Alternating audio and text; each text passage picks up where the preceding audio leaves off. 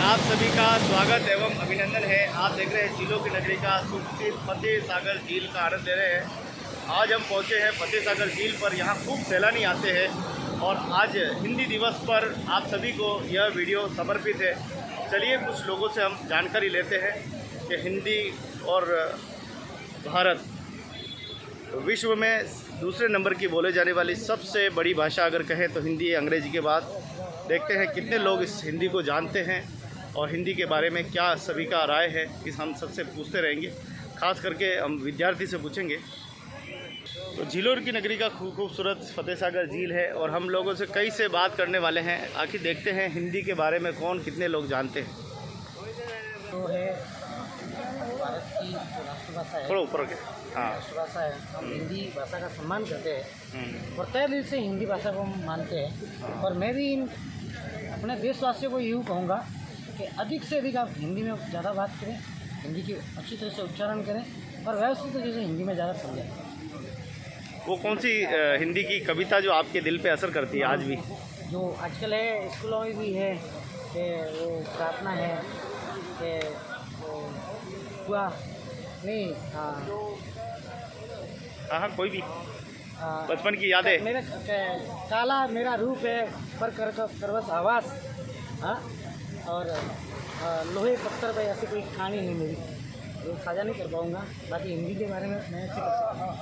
तो ये थी हिंदी पर हमारा सवाल। आप बताइए हिंदी के बारे में, हिंदी का प्रचलन।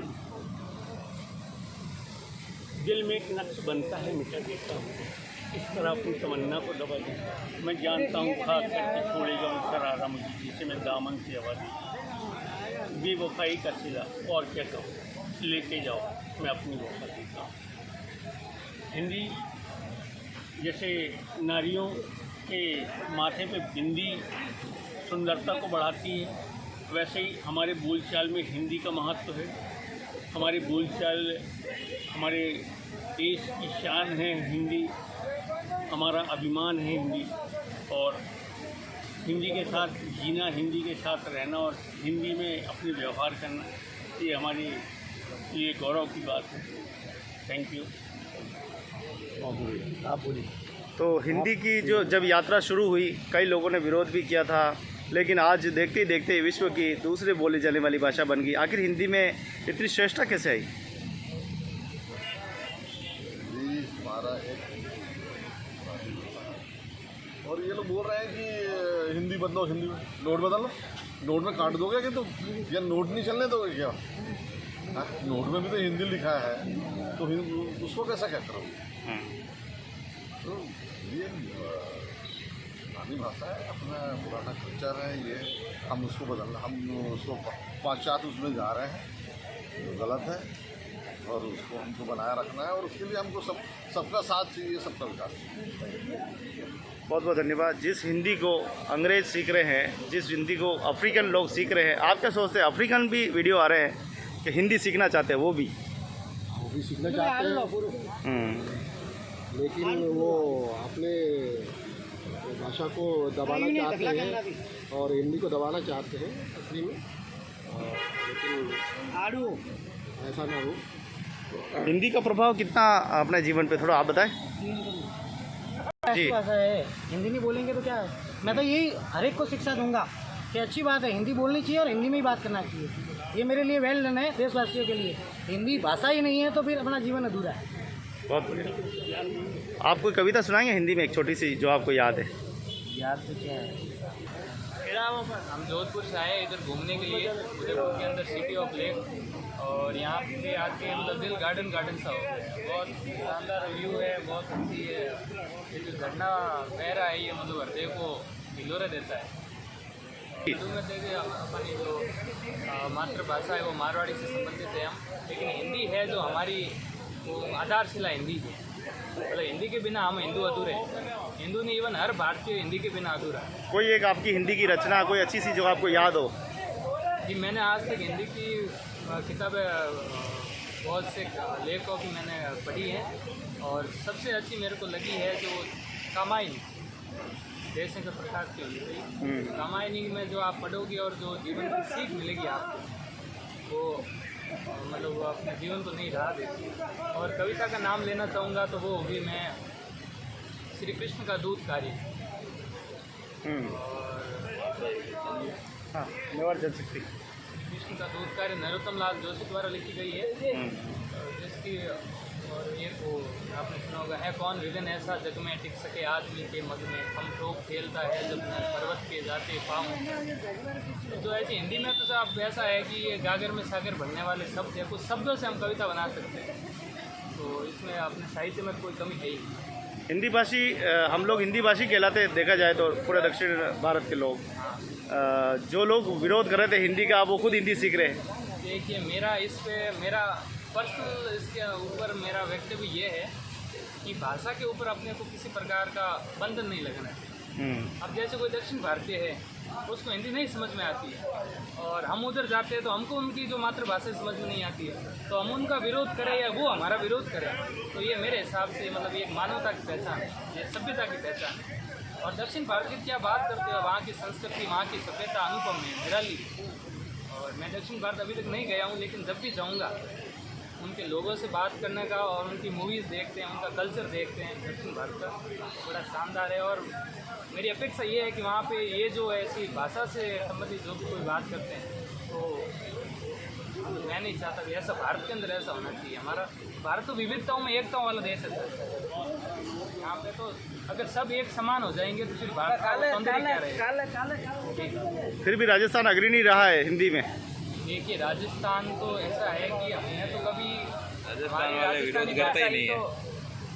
राजस्थानी भाषा हम तो हिंदी को तो सबसे पहले मानते हैं हिंदी को।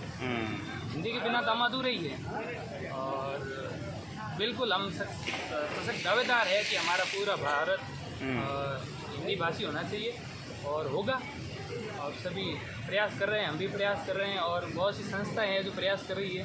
आप पढ़े लिखे हैं, हिंदी को जब तक अधिकारित रूप में अधिकारी स्वीकार नहीं करेंगे, आज भी हाई कोर्ट और सुप्रीम कोर्ट में इंग्लिश ही चल रही है। देखिए वो तो ऐसा है कि राजभाषा के रूप में तो आज भी हमारी हिंदी प्रचलित है, राजकार्यों में हिंदी हमारी प्रचलित है, लेकिन ये इंग्लिश सब ऐसा है कि देखो कि अपने को फिर हम अंग्रेज़ों के वो रहा है, तो इंग्लिश को हम एक प्रतिष्ठा की भाषा मानते हैं। अगर आप इंग्लिश बोलेंगे तो यू विल मतलब आप वेल मैनर्ड माने जाओगे, ऐसा माना जाएगा कि आप मतलब सब कुछ जानते हैं। अगर कोई हिंदी बोलेगा तो ऐसा सोचते हैं कि अच्छा ये हिंदी बोल रहा है, लेकिन हिंदी बोलना अपने आप में बहुत बड़ी बात है। हिंदी विदेशों में क्या छाप छोड़ रही है अभी? बिल्कुल सर, विदेशी लोग हिंदी सीख रहे हैं, हिंदी का साहित्य पढ़ रहे हैं। हाँ वो अपना साहित्य इंग्लिश में डब होके जाता है, लेकिन वो उसको हिंदी में ही पढ़ना चाहते हैं।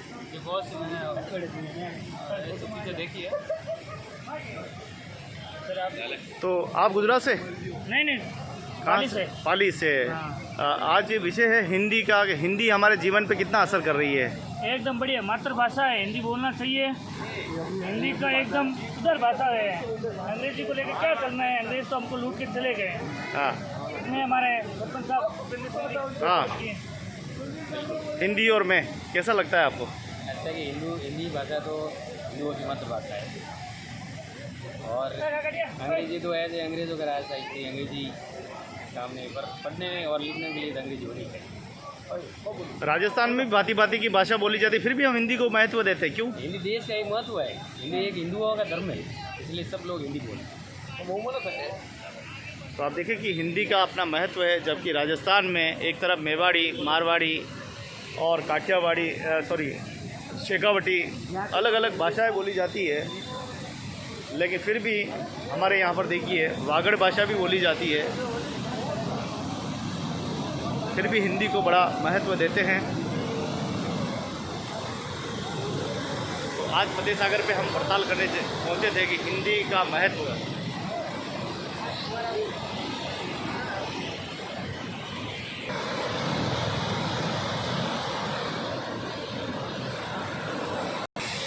तो हिंदी हमारी मातृभाषा है। हिंदी का प्रचलन हमारे देश में सबसे ज़्यादा होता है। हिंदी हमारी आन बात और शान है। आज मोबाइल में हिंदी, कंप्यूटर में हिंदी, देश के कोने कोने नहीं विश्व के कोने कोने में हिंदी संवाद पहुंच चुका है। तो हम चाहते हैं कि हिंदी और प्रगति करे और आगे बढ़े।